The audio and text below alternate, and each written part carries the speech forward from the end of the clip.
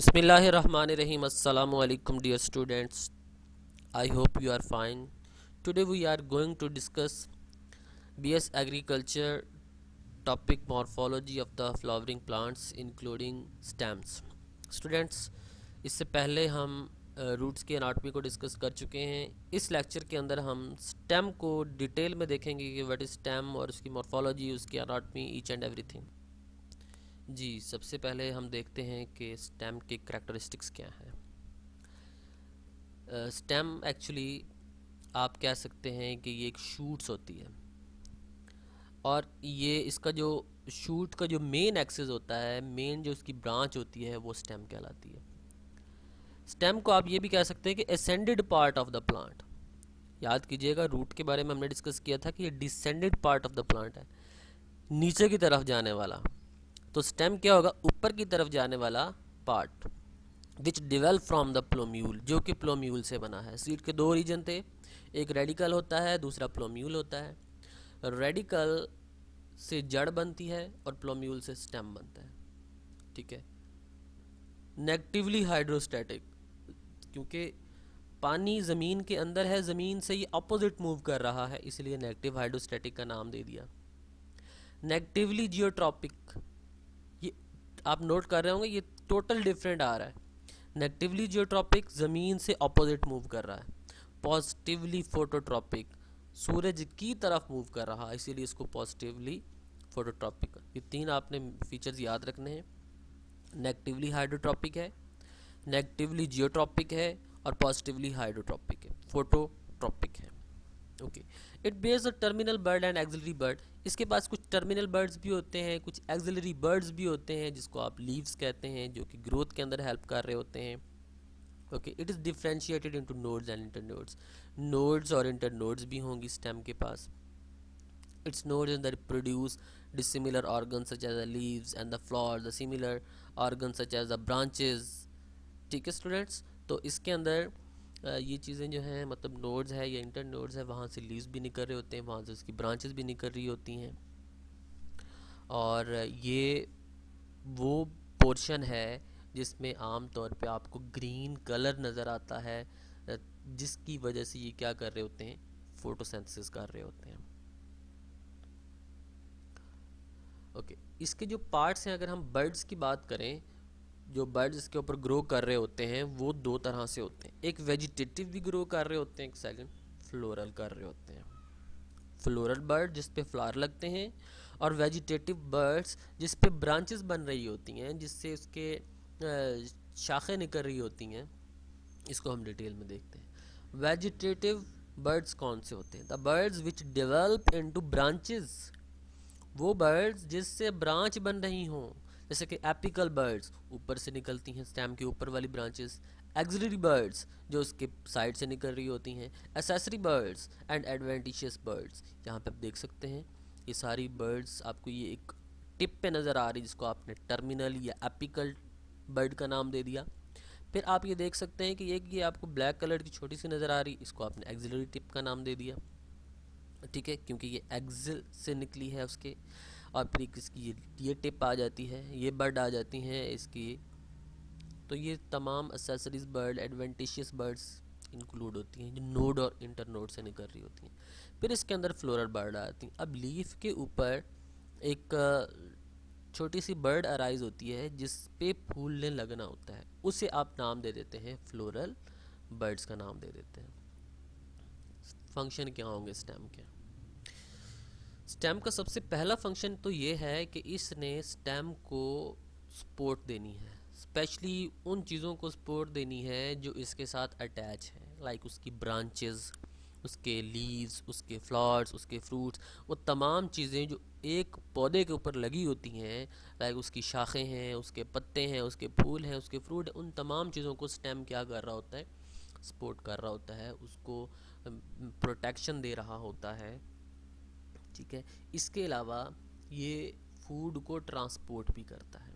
For example leaf के अंदर अगर बनता है, उसका फूड बन रहा है, फोटोसिंथेसिस हो रही है, तो उससे ग्लूकोज बनेगा। अब ग्लूकोज को स्टेम ही तमाम हिस्सों तक पहुंचाएगा। फ्लोएम इसके अंदर होती है, जिसकी जो स्टेम हेल्प करता है और एक दूसरे तक पहुंचाता है। वाटर भी पहुंचा रहा होता है, मिनरल भी पहुंचा रहा होता है। ओके, स्टेम में however get modified the perform the conditions additional and the function such as, कुछ एडिशनल फंक्शन भी होते हैं, लाइक इसने स्टोरेज का काम करना है, इसने प्रोपेगेशन का काम करना है, इसने इसको सपोर्ट देनी है, पेरिनेशन का काम करना होता है, फोटोसिंथेसिस का काम करना होता है। पेरिनेशन ये होती है कि सम टाइम ये होता है कि अनफेवरेबल कंडीशंस आ जाती हैं, तो अनफेवरेबल कंडीशन में प्लांट ग्रो नहीं कर सकता, लेकिन ये अपने आप को हाइबरनेट कर लेता है ताकि जो अनफेवरेबल इन्वायरमेंट है इसके ऊपर असरअंदाज ना हो, इसको नुकसान ना पहुंचाए। फिर ये अपने क्या करता है, जैसे ही फेवरेबल इन्वायरमेंट आएगा अपनी कंडीशन में आ जाएगा और ग्रो करना स्टार्ट कर देगा। इसके अंदर कुछ मॉडिफिकेशंस आती हैं स्टेम के अंदर। अब कुछ स्टेम जो होते हैं वो अंडरग्राउंड होते हैं, कुछ स्टेम जो होते हैं वो सब एरियल होते हैं, कुछ एरियल होते हैं। अब अंडरग्राउंड स्टेम की अगर हम बात करें तो इसके अंदर आ जाती हैं राइजोम्स, इसके अंदर आ जाते हैं ट्यूबर्स, कॉर्म, बल्ब, या आपने लोअर क्लासेस के अंदर भी डिटेल में डिस्कस किए हैं। सब एरियल के अंदर आ जाते हैं runners, stolon, offset and sucker. Aerial के अंदर आ जाते हैं जी tendril, thorn, phylloclade and cladode, bulbil. तो ये तमाम क्या हैं, एक स्टेम के अंदर आने वाली मॉडिफिकेशंस हैं। इसको वन बाय वन हम डिस्कस करते हैं कि अंडरग्राउंड मॉडिफिकेशंस जैसे कि हर्बेशियस प्लांट्स आ जाते हैं, वो सॉइल के, उनका जो स्टेम होता है वो सॉइल के अंदर ग्रो करता है, इसी वजह से इसको हम अंडरग्राउंड स्टेम कह रहे होते हैं। और जब अनफेवरेबल कंडीशन आती है तो ये अपने आप को डॉर्मेंट फेज में ले जाता है, और जैसे ही फेवरेबल इन्वायरमेंट आएगी तब ये अपने आप को क्या करेगा, उस डॉर्मेंट फेज से निकालेगा, उस डॉर्मेंसी को ब्रेक करेगा और ग्रो करना स्टार्ट कर देगा। आमतौर पे इसके अंदर फूड स्टोर होती है, फ्लैशी फूड स्टोर होती है, स्टार्च स्टोर होती है, डिफरेंट फूड जो है वो इसके अंदर स्टोर हो जाती है।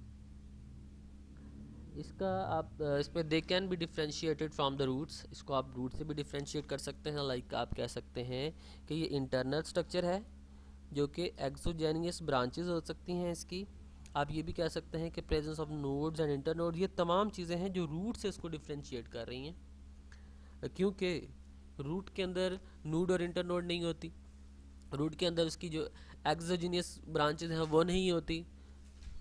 ठीक है, तो ये चीज़ें रूट से इसको क्या कर रही हैं, डिफरेंट कर रही हैं, इसको अलग कर रही हैं।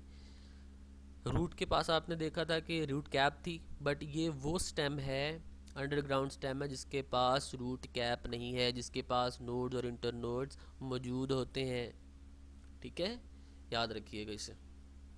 ओके, राइजोम को देखते हैं जी। राइजोम ये देख रहे हैं जी, आपके सामने अदरक का आपको नज़र आ रहा है, और ये थिक है, ब्राउनिश कलर का स्टेम होता है जो कि हॉरिजेंटली ज़मीन के अंदर ग्रो कर रहा है।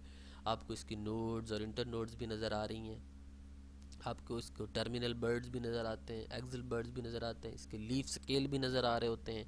अब एक कंडीशन होती है जब फेवरेबल इन्वायरमेंट नहीं है, तब ये अपने आप को डॉर्मेंट रख लेगा, छुपा लेगा, मरता नहीं है लेकिन अपने आप को डॉर्मेंट फेज में ले जाएगा। जैसे ही फेवरेबल इन्वायरमेंट आएगा तो ये अपने आप को क्या करता है, ग्रो करता है और एक बेहतरीन प्रोडक्ट प्रोवाइड करता है।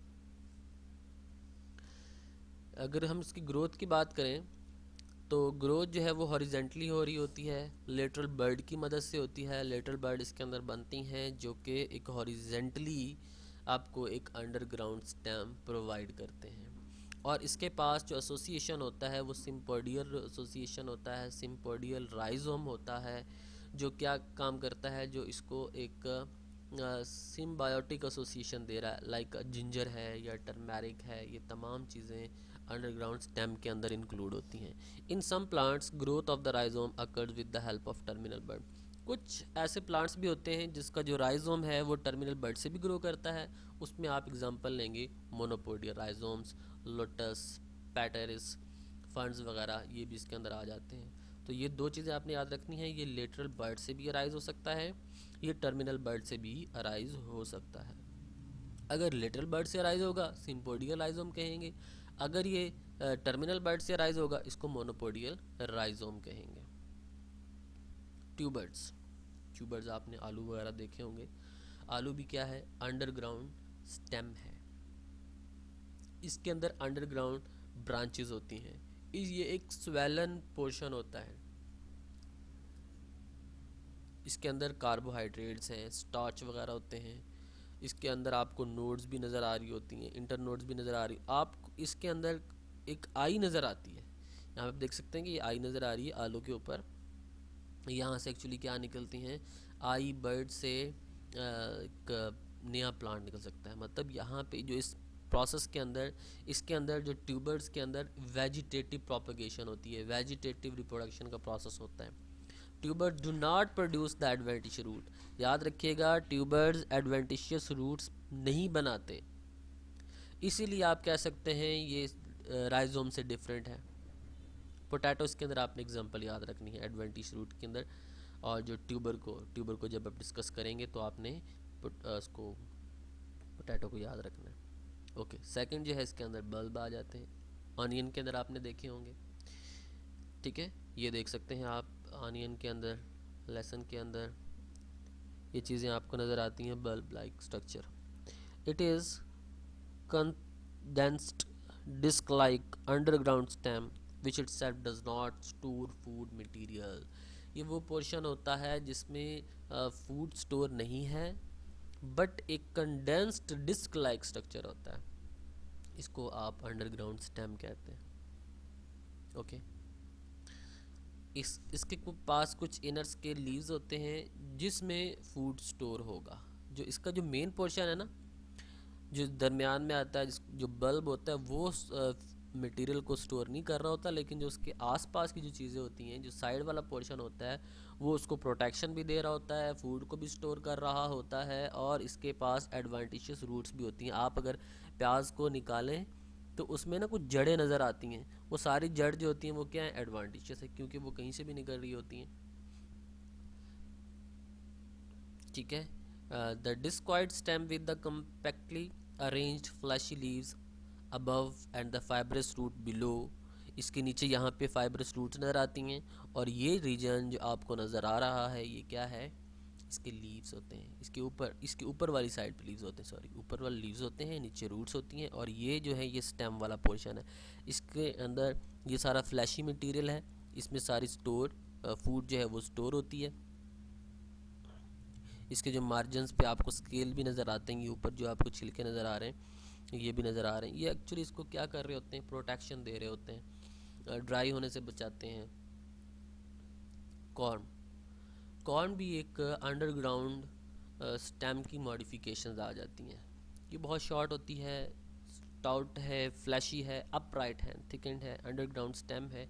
It pairs the many birds. इसके ऊपर आपको डिफरेंट बर्ड नज़र आएंगी, और बर्ड के साथ आपको एडवांटेज रूट भी नज़र आ रही हैं। इसमें आपको नोड्स और इंटर नोड भी नज़र आते हैं, इसके ऊपर स्केल लीव भी नज़र आ रहे हैं। ठीक है, याद रखिएगा इसके पास लीफ भी हैं, एडवांटेजियस रूट्स होते हैं। आप एग्जांपल इसकी एडवांटेज रूट के अंदर भी दे सकते हैं। स्टेम टेंड्रिल्स, ये स्टेम के बाहर आपको एक स्प्रिंग नुमा चीज़ें नज़र आ रही हैं, ये देखें स्प्रिंग, इसको आप नाम देते हैं स्टेम टेंड्रिल्स। ये लीफलेस होते हैं, ये कॉइल होते हैं, ये एडहेसिव ग्लैंड होते हैं इसके पास। जिस चीज़ को ये टच करते हैं उसको क्या कर लेते हैं, उसके गिर्द लिपट जाते हैं, होल्ड कर लेते हैं। आप ये भी कह सकते हैं कि एक्स्ट्रा एक्सिलरी बर्ड हैं ये, फ्लोरल बर्ड भी हो सकती हैं। आपने बहुत सी बेलें देखी हैं, बेल जब दीवार के ऊपर चढ़ रही होती है तो वो दीवार को क्या करती रहती है, होल्ड करती रहती है, उसको उसके गिर्द, या कोई भी सॉलिड पार्टिकल उसके साथ टकराता है तो उसको अपने लपेट में ले लेती हैं, उसके गिर्द ये लिपट जाती हैं। हाँ जी, थॉर्न, ये भी एरियल मॉडिफिकेशंस के अंदर आ जाते हैं। एरियल मॉडिफिकेशंस को अब हम डिस्कस कर रहे हैं। स्टेम टेंड्रिल को हमने डिस्कस कर लिया है, और थॉर्न को हम डिस्कस कर रहे हैं कि थॉर्न इसके ऊपर स्केल लाइक अपेंडिजेस बन जाते हैं, कांटे बन जाते हैं, हार्ड पॉइंटेड एक स्ट्रक्चर अराइज होता है, जो इसके एक्सिलरी बर्ड की मॉडिफिकेशंस आ गई हैं। leaves, branches, flowers and developed on the thorns at the nodes, indicating that the modification of stem। ये इसके स्टेम के अंदर से एक एक्सिलरी बर्ड निकली है, आप इसको एक्सेसरी बर्ड भी कह सकते हैं। ठीक है, ये थोड़ी पॉइंटेड होती है, मतलब हार्ड होती है, तो कांटे जो कहते हैं आप, तो ये भी इसके क्या हैं, एरियल मॉडिफिकेशंस आ गई हैं स्टेम की। आपको ज़्यादातर ये उसमें मिलेंगे जो रोजेसी प्लांट हैं, रोजेसी फैमिली वाले हैं, या आप स्केली जो प्लांट्स होते हैं उसके अंदर आपको ये ज़्यादा मिलते हैं। क्यों हैं ये? प्रोटेक्शन के लिए होते हैं, एनिमल से प्रोटेक्ट करने। अगर ये कांटे ना होते तो हर कोई इसको नुकसान पहुंचा रहा होता। इसी वजह से कांटे जो हैं एनिमल से या डिफरेंट जो बर्ड्स वगैरह हैं उनसे प्रोटेक्शन प्रोवाइड करते हैं। ओके जी, इसके अंदर आ जाते हैं जी फाइलोक्लैड की तरफ। अब फाइलोक्लैड भी आप देख रहे हैं कि ये भी एक बड़ा यूनिक सा स्ट्रक्चर है, डेजर्ट्स प्लांट्स के अंदर होते हैं, सकुलेंट प्लांट भी आप इसको कहते हैं। अब इसका जो फाइलोक्लैड का पूरा जो स्ट्रक्चर आपको नज़र आ रहा है ना, ये सारा ग्रीन कलर का नज़र आ रहा है। अब इसके ऊपर छोटे छोटे लीफ लगे हुए हैं, छोटे छोटे स्केल लगे हुए हैं। ये वो प्लांट्स होते हैं जो ज़्यादातर डेजर्ट्स में होते हैं, खुश्क जगह पे होते हैं, इसीलिए इन प्लांट्स को ज़ीरोफाइट प्लांट कहा जाता है। इसके पूरे प्लांट के ऊपर आपको स्पाइक नज़र आ रहे होते हैं। ये भी एरियल मॉडिफिकेशंस होती हैं स्टेम की, और इसके अंदर फोटोसिंथेटिक पिगमेंट भी होता है, ये फोटोसिंथेसिस का काम भी कर रहे होते हैं। क्लाइडेड, ये भी एरियल मॉडिफिकेशंस में आ जाती हैं। इसके अंदर आपने देखा कि ग्रीन ब्रांचेस हैं जो कि लिमिटेड हैं, लिमिटेड ग्रोथ होती है उनकी, और इसका काम क्या है? फोटोसिंथेसिस का काम करना। इसके ऊपर ट्रू लीव्स जो होंगे वो स्केल लाइक बन जाएंगे। एस्परजिलस के अंदर इसके एग्जांपल देखने को मिलती है। देखें जी, स्टेम है, स्टेम के ऊपर ये छोटे छोटे आगे स्टेम निकल आए हैं। इस स्टेम को आप क्लाइड का नाम देते हैं, और इसमें फोटोसिंथेसिस का प्रोसेस भी होता है। नेक्स्ट है इसके पास बिल्बिल्स, ये इसकी एक्सिलरी बर्ड्स। यहाँ पे देखें, ये एक्सिलरी बर्ड है, थोड़ी सी ये फ्लैशी है, राउंड हो गई है, और इसके अंदर फूड जो है वो स्टोर है, इसी वजह से इसको बल्बिल्स का नाम दिया। और जब रिप्रोडक्शन का प्रोसेस होता है तो ये बल्बिल्स अलग हो जाती है और इससे एक नया प्लांट बन जाता है। ठीक है, ये गिर जाता है ग्राउंड, मतलब जैसे ही यहाँ से ब्रेक होगा, ज़मीन पे गिरेगा, इससे एक नया प्लांट भी ग्रो करता है। तो ये भी क्या थी? एक स्टेम की मॉडिफिकेशन थी। अब सब एरियल मॉडिफिकेशंस कौन कौन सी थी वो हमने डिस्कस की थी, रनर वगैरह। तो ये अब ज़रा हम डिटेल में देख लेते हैं कि रनर क्या है। This is a special narrow green horizontal and the prostrate branches which develop in the base of the erect shoots called crowns. crowns की फॉर्म में ना ये एक थोड़ी सी लंबी हॉरिजेंटल ग्रीन नैरो स्पाइक्स बन जाती हैं। देखिए, ग्रीन ग्रीन और नैरो जो है ना ये स्पाइक बनती हैं। यहाँ से देखें, फिर जाके क्या हुआ, लीफ बना उसके ऊपर। ये जो सारी जो मॉडिफिकेशंस आपको नज़र आ रही हैं, ये सब एरियल मॉडिफिकेशन, ये स्टेम की मॉडिफिकेशन ही है। मतलब ये एक मेन स्टेम है, ये स्टेम से फिर एक छोटा सा स्टेम निकला, ये एक रनर आ रहा है ना, ये एक स्टेम फिर निकला, फिर उससे जाके क्लीफ बन गया। जैसे एक ताज नहीं होता किसी के सर पे, क्राउन वगैरह, सिमिलर स्ट्रक्चर इसका जो है वो बन रहा होता है। और नोड्स भी होती हैं, नोड्स के पास इसके स्केल होते हैं, एक्सिलरी बड भी आप कह सकते हैं। ओके, हाइड्रोकोटाइल वगैरह। स्टोलन, स्टोलन भी बड़ा एक यूनिक सा एक एरियल पार्ट होता है इसका, स्टेम का सब एरियल पार्ट होता है, जो कि सिलेंडर फॉर्म में होता है और मेन एक्सिस के ये बेस पे मौजूद होता है। शुरू शुरू में स्टोलन जो है ये अपवर्ड की तरफ, मतलब ऊपर की तरफ ग्रो करेगा, बाद में ये फिर बेंड कर जाता है। देखिए यहाँ पे ये आपको एक स्ट्रक्चर नज़र आ रहा है कि ऊपर की तरफ ग्रो करना स्टार्ट हुआ और फिर ये बेंड हो गया। ठीक है, शुरू में ऐसा लगता है कि सीधा ऊपर ही जा रहा है, लेकिन ये फिर बेंड हो जाता है। और इसके पास याद रखिएगा ये एडवांटेशियस रूट्स होती हैं, जास्मीन वगैरह, मेंथा, स्ट्रॉबेरी, ये इसकी क्या हैं, एग्जांपल्स हैं। ऑफसेट्स, ये सब एरियल पार्ट की मॉडिफिकेशन के अंदर आ जाता है, जिसके अंदर हम इसको रनर ऑफ एक्वेटिक प्लांट भी कहते हैं कि ये वो प्लांट्स होते हैं, ये वो अडॉप्टेशंस हैं ऑफसेट जो ज़्यादातर एक्वेटिक इन्वायरमेंट में रहती हैं, और इसके अंदर वेजिटेटिव प्रोपेगेशन होती है। वेजिटेटिव प्रोपेगेशन का मतलब यह है कि यहाँ से एक जो पार्ट है वो अलग होगा, अलग होके एक नया प्लांट बना देगा। Sucker, sucker is the runner like non green branch, runner की तरह ही होते हैं ये, ये भी ग्रीन ब्रांच हैं, ये एक्सियल स्केल ऑफ लीफ से अराइज हो रहे होते हैं, ज़मीन के नीचे भी होते हैं, ज़मीन के ऊपर भी होते हैं, इसके पास ग्रीन लीफ भी प्रोड्यूस करते हैं और ग्रीन लीफ के अंदर आप कह सकते हैं कि ये फोटोसिंथेसिस का प्रोसेस भी हो रहा है। अगर ये ज़मीन के अंदर जा रहे हैं तो आप इसको अंडरग्राउंड रनर का नाम भी देते हैं। ये एक्चुअली सकर ही हैं जो कि ज़मीन से डिफरेंट चीज़ों को सक कर रहे होते हैं, निकाल रहे होते हैं और फिर उस बाकी जो उसके पार्ट्स होते हैं उस तक पहुंचा देते हैं, मिंट वगैरह इसके अंदर आ जाते हैं। ओके स्टूडेंट्स, आई होप आपको समझ आ गया होगा टॉपिक। तो अगर कोई इससे क्वेश्चन है तो आप पूछ सकते हैं। ओके, अपना ख्याल रखिएगा। अल्लाह हाफिज़।